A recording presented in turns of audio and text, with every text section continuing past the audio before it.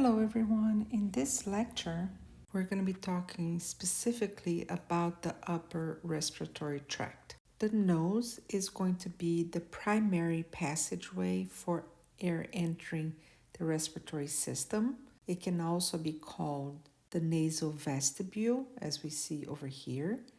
Now, the bones, the cartilages, and the sinuses that are associated with the nose were already introduced in Module 5 of A&P 1. Air will normally enter the respiratory system through the paired external nares, which, like I said, are the openings in your nose, and these will open into the nasal cavity. Now, we do have a nasal septum that separates the right and left portions of the nasal cavity, and the nasal septum is formed by the fusion of two different bones, which are the vomer and the ethmoid bone. Now, the vomer, as we know, is just a small little plate of a bone that forms the bottom portion of the nasal septum, and the ethmoid bone will actually have a bone feature which is called the perpendicular plate, which will form the top portion of the nasal septum. We do have mucus secretions that are going to be produced in the associated paranasal sinuses, which are, like I said earlier, the frontal sinus and the sphenoid sinus. In addition, you will have tears that will be draining from the nasolacrimal duct, which we can see right over here. And this will help keep the surface of the nasal cavity moist and clean. And this tear is actually produced on the opposite side, where we call the nasal gland. So therefore the tear will be able to clean out your eye and moisten your eye, and then it gets drained through the nasal duct and it will fall inside of the nasal cavity. Now, inside the nasal cavity, we have these three structures that stick out, which are called the superior, the middle, and the inferior nasal conchae.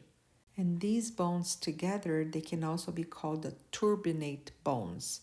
To pass from the nasal vestibule to the internal nares, which are the opening from the nasal cavity into the pharynx, right over here, which is located in the posterior wall of the nasal cavity, air will tend to flow between these adjacent conchae. As you can notice from this image, these conchae are narrow grooves rather than opening passageways, and the incoming air will then bounce off of these surfaces and churns or mixes around, like, for example, water flowing over rapids. And because of this air turbulence, and this is why these structures can also be called turbinate bones, the small airborne particles, they're likely to come in contact with the mucus that's being secreted by the goblet cells, and that coats the lining of the nasal cavity. In addition to promoting filtration, the turbulence also allows extra time for warming and humidifying of this incoming air. Therefore, we can say that filtration, warming, and humidification of the inhaled air occurs throughout the conducting portions of the respiratory system, but the greatest changes occur within the nasal cavity, and this is because of the presence of these nasal conchae. Now, if you're breathing through the mouth, this will eliminate much of this preliminary filtration, heating, and humidifying of the inspired air. In addition, patients that are breathing on a respiratory or mechanical ventilator, they receive the air that's introduced directly into the trachea. Therefore, as you can imagine, that air must be extremely filtered and humidified to prevent any alveolar damage. Moving on, we're talking about the pharynx. So we can say that the nose, the mouth, and the throat, they will connect to each other by this common passageway or chamber that's called the pharynx.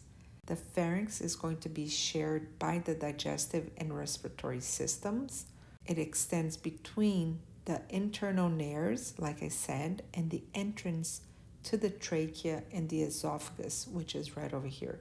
The curving superior and posterior walls are closely bound to the exoskeleton. As we can see from this image, we can see the cervical vertebrae, but the lateral walls are going to be quite flexible and muscular. The pharynx is going to be divided into three regions, what we call the nasopharynx, the oropharynx, and the laryngopharynx. First, the nasopharynx is the superior portion of the pharynx, and it will connect to the posterior portion of the nasal cavity. So this is why it's called nasopharynx, for the nasal cavity and the pharynx. And it's going to be lined by the typical respiratory epithelium, which is pseudostratified ciliated columnar epithelium. Also, remember we talked about the pharyngeal tonsils when we were talking about the lymphatic system. Well, they're going to be located on the posterior wall of the nasopharynx, as we can see right over here.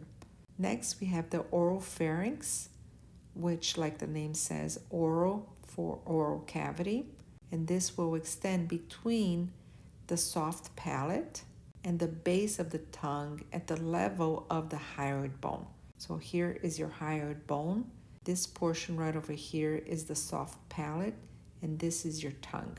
And at the boundary between the nasopharynx and the oropharynx, the epithelium will actually change from the pseudostratified ciliated columnar epithelium to a non-keratinized stratified squamous epithelium, which is similar to that of the oral cavity, because in this area is where the respiratory system and the digestive system are sharing the same portion of the pharynx. Now, the posterior margin of the soft palate is what will support this structure that then goes right in the middle of our throat, which is called the uvula.